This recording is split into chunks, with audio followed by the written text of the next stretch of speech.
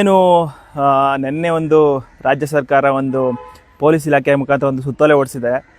ಸರ್ಕಾರಿ ಕಚೇರಿಗಳಲ್ಲಿ ಯಾರಾದರೂ ಸಾರ್ವಜನಿಕರಿಗೆ ತೊಂದರೆ ಕೊಟ್ಟರೆ, ಸಾರ್ವಜನಿಕ ಕೆಲಸಗಳಿಗೆ ಅಡ್ಡಿಪಡಿಸಿದ್ರೆ ಅವ್ರನ್ನ ಕೂಡಲೇ ಕ್ರಮ ತಗೊಳ್ರಿ ಅಂತ. ಅದು ಎಸ್ಪೆಷಲಿ KRS ಪಕ್ಷದವರು ಬಂದರೆ ಮಾತ್ರ ಕ್ರಮ ತಗೊಳ್ಳಿ ಅಂತ ಆಯಾ ಪೊಲೀಸ್ ಠಾಣೆಗಳಲ್ಲಿ FIR ಮಾಡಿರಿ ಅಂತ ಹೇಳ್ಬಿಟ್ಟು ಒಂದು ಸುತ್ತೋಲೆ ಹೊರಡಿಸಿದ್ದೀರಾ. ಇದು ಸಂವಿಧಾನ ವಿರೋಧದ ಕೆಲಸ. ನಾವು ಅಧಿಕಾರಕ್ಕೆ ಬಂದರೆ ನಿಮ್ಮ ಬಂಡವಾಳ ಏನು ಬೇಯಲ್ಲ ಅನ್ನೋ ಒಂದು ಉದ್ದೇಶಕ್ಕೋಸ್ಕರ ನೀವು ಈ ಥರ ಮಾಡ್ತಾ ಇದ್ದೀರಾ ಅನ್ನೋ ಇಡೀ ಕರ್ನಾಟಕಕ್ಕೆಲ್ಲ ಗೊತ್ತಾಗಿದೆ. ಅದೇ ರೀತಿಯಾಗಿ ಏನು ನೀವು ಸುತ್ತೋಲೆ ಹೊರಡಿಸಿದ್ದೀರಾ, ನಾವೇನು ಯಾರನ್ನ ಕೇಳ್ತಾ ಇದ್ದೀರಿ?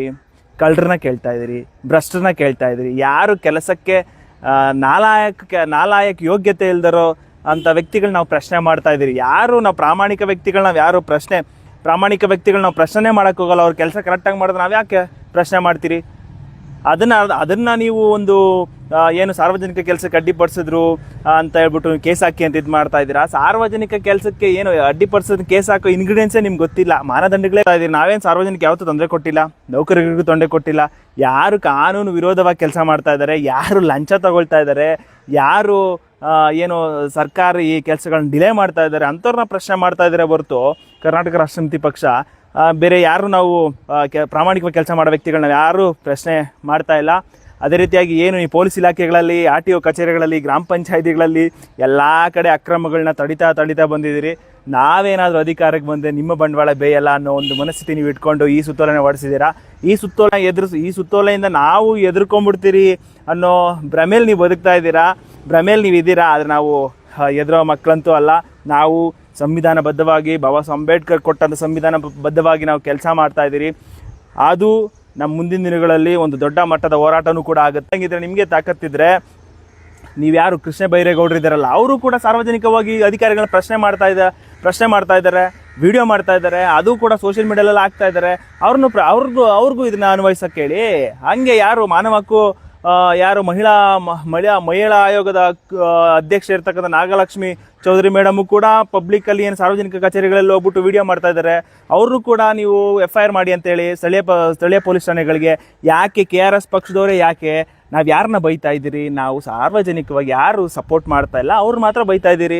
ಯಾರು ಸಾರ್ವಜನಿಕ ಕೆಲಸದಲ್ಲಿ ಡಿಲೇ ಮಾಡ್ತಾ ಇದ್ದೀರಿ ಅವ್ರನ್ನ ಬೈತಾ ಇದ್ದೀರಿ. ಅದ್ರಲ್ಲಿ ಮಾನಹಾನಿ ಮಾಡೋದೇನಿದೆ?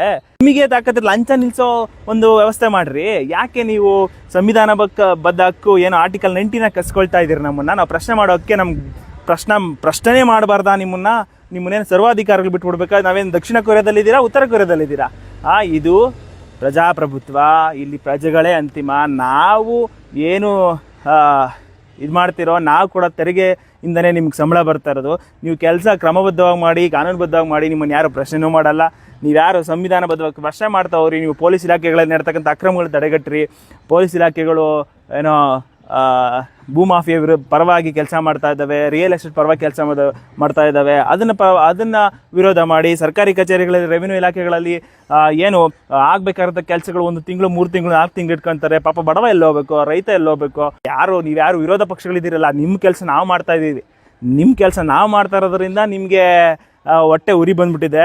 ಪರವಾಗಿಲ್ಲ, ನಾವು ಕರ್ನಾಟಕ ರಾಷ್ಟ್ರ ಸಮಿತಿ ಪಕ್ಷದವರು ಇದು ಯಾವುದು ಎದುರ ಸಂದರ್ಭನೂ ನಾವು ಬರಲ್ಲ. ನಾವು ಯಾರಿಗೂ ಎದುರಲ್ಲ, FIRಗೂ ಎದುರಲ್ಲ. ನೀವೇನಾದ್ರು ಹಂಗೇನೋ FIR ಹಾಕಿ ನಮ್ಮನ್ನು ಆತ್ಮಸ್ಥೈರ್ಯಗಳನ್ನ ಕುಗ್ಗಿಸ್ಬೇಕು ಅಂತ ಏನಾದರೂ ಪ್ಲ್ಯಾನ್ ಮಾಡ್ಕೊಂಡಿದ್ರೆ ದಯವಿಟ್ಟು ಇವತ್ತೇ ಬಿಟ್ಬಿಡಿ. ನಾವಂತೂ ಎದುರ ಮಕ್ಕಳೇ ಅಲ್ಲ. ದಯವಿಟ್ಟು ಕೆಡಿಸ್ಕೊಂಬಿಡಿ. ನೀವು ಸಾರ್ವಜನಿಕ ಏನೋ ಕಚೇರಿಗಳು ಹೋಗಿ ನೀವು ಅಕ್ರಮಗಳನ್ನ ಯಾರಿಗೂ ಎದೆಗುಂದದೆ ನೀವು ಪ್ರಶ್ನೆ ಮಾಡಿ. ಇಲ್ಲಿ ನಾವು ಬದುಕ್ತಾ ಇರೋದು ಪ್ರಜಾಪ್ರಭುತ್ವದಲ್ಲಿ. ಇನ್ ಕೇಸ್ ಹಂಗೇನಾದರೂ ನಮ್ಮನ್ನು ಜೈಲಿಗೆ ಹಾಕಿದ್ರೆ ಜೈಲಲ್ಲೂ ಕೂಡ ಹೋರಾಟ ಮಾಡೋಣ ಅಂತ ಹೇಳ್ತಾ ನನ್ನ ಮಾತು ಮುಗಿಸ್ತಾ ಇದ್ದೀನಿ. ಎಲ್ರಿಗೂ ಒಳ್ಳೆಯದಾಗಲಿ. ಜೈ KRS, ಜೈ ಹಿಂದ್, ಜೈ ಕರ್ನಾಟಕ.